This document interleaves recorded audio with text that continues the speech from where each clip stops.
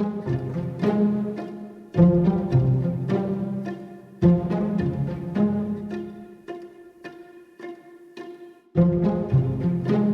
beautiful woman. I like Grace Jones. I drive eating up the road and I have good social standing. There are things I haven't yet said or heard, and this gives me hope.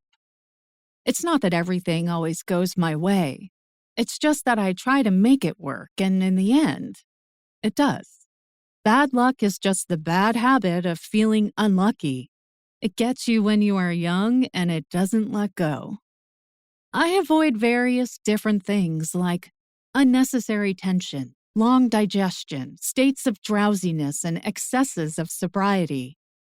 In general, I am accommodating with those who listen to me, and if I have to give someone advice, I tell them to read in periods of calm but at a fast pace, like spring marathons when you go around with short sleeves and wink at the neighbor.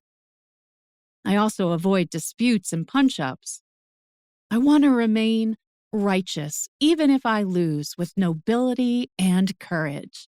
So I am already off target before anything falls on me. Chairs with wings, angry hands, and other bar vendettas. Once I narrowly missed a punch in the stomach by pretending to have a bout of vomiting, a bit like saving those present from the disgust in exchange for compromised honor. I avoid expressing the thoughts that I find most fitting when I know I am not understood. If you go around saying with a sigh, "I'll ship you off to Latin America," or that social decline burns the most elementary principles like small explosions in the atmosphere, you will attract dislike and disapproval to your orbit. I have experienced immoral situations because of immoral women. With them, I don't do the chasing. I let them do it, according to the philosophy of go ahead if you want me.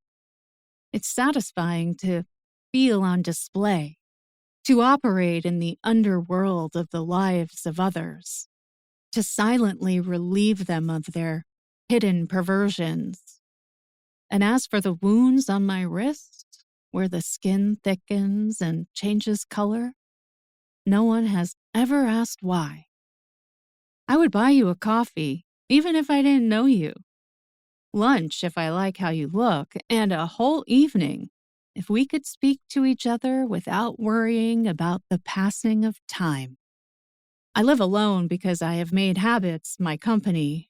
Maybe I depend on them, but I'm not willing to get rid of them in exchange for a bed warmed by a woman, by food shared at lunchtime, by good mornings and good nights that open and close like locks.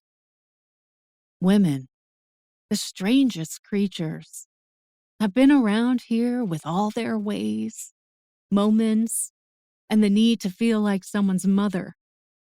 I have loved.